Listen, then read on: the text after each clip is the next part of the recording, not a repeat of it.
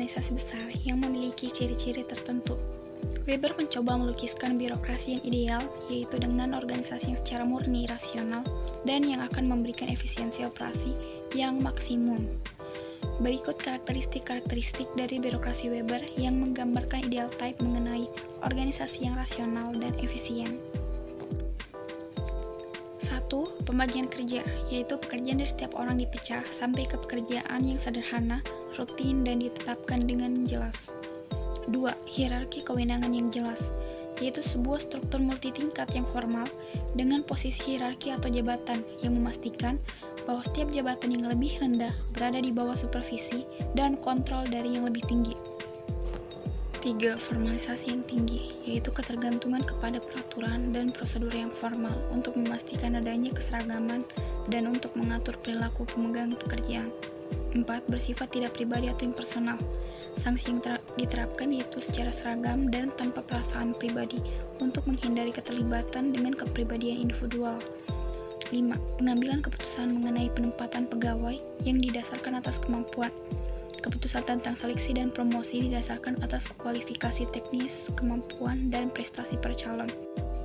6. Jejak karir bagi para pegawai. Para anggota diharapkan mengejar karir dalam organisasi.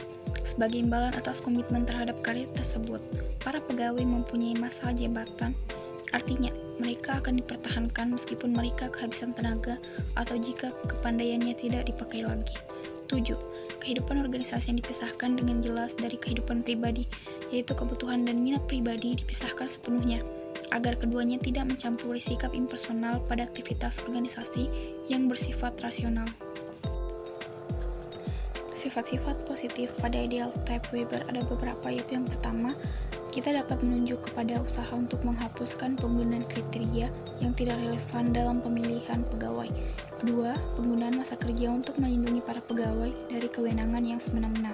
3. Penetapan peraturan untuk meningkatkan kemungkinan para pegawai diperlakukan secara adil dan untuk menciptakan stabilitas dalam jangka waktu tertentu. Perbedaan pasar dan hierarki pasar. Pasar didefinisikan sebagai cara untuk mengalokasikan sumber daya yang didasarkan atas tawar-menawar mengenai harga.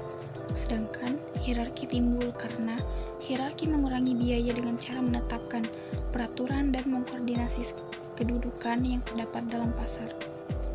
Selain daripada itu, ada pula konsekuensi atas penyelewengan birokrasi. Yang pertama ada penyimpangan tujuan, kedua penerapan peraturan yang tidak tepat, ketiga keterasingan pegawai, 4. Konsentrasi kekuasaan, 5. Frustasi dari yang bukan anggota. Argumentasi Warren Bennis mengenai hapusnya birokrasi. Bennis melihat bahwa struktur birokratik terlalu mekanis bagi kebutuhan organisasi modern, sehingga ia menyatakan bahwa struktur tersebut telah usang karena didesain untuk menghadapi lingkungan stabil, sedangkan kebutuhan saat ini adalah struktur yang dirancang untuk menanggapi perubahan yang terjadi secara efektif. Ada pula 4 faktor ancaman langsung birokrasi. Yang pertama, perubahan yang cepat dan tidak terduga. Contohnya seperti globalisasi, kemajuan teknologi, dan perubahan sosial menciptakan lingkungan yang dinamis dan kompleks. Seperti pada saat pandemi COVID-19 menunjukkan kelemahan birokrasi dalam beradaptasi dengan situasi darurat yang tidak terduga. 2. Pertumbuhan besaran. Peningkatan populasi dan kompleksitas tugas pemerintah menyebabkan birokrasi membesar. Struktur organisasi yang besar dan berlapis-lapis dapat menjadi tidak efisien dan sulit dikendalikan. Contohnya, birokrasi di negara berkembang seringkali mengalami pemborosan dan korupsi karena struktur yang tidak efisien. 3. Perbedaan yang meningkat. Masyarakat modern semakin beragam dalam hal budaya, nilai, dan kebutuhan. Birokrasi yang homogen dan sentralistik dapat kesulitan memahami dan melayani kebutuhan masyarakat yang beragam. Contoh, ketidakmampuan birokrasi untuk memahami kebutuhan kelompok minoritas dapat menyebabkan ketegangan dan konflik sosial. 4. Perubahan perilaku manajer. Paradigma manajemen modern menekankan desentralisasi, otonomi, dan akuntabilitas. Birokrasi tradisional yang hierarkis dan paternalistik harus beradaptasi dengan gaya kepemimpinan yang lebih partisipatif dan transparan. Contoh, generasi muda yang memasuki birokrasi memiliki ekspektasi yang berbeda tentang gaya kerja dan budaya organisasi. 5. kematian birokrasi yang sangat dibesar-besarkan. Robert Millwall mengajukan argumentasi tandingan terhadap Bennis dengan pendiriannya bahwa birokrasi dapat menyesuaikan diri dengan lingkungan yang berubah dan dinamis.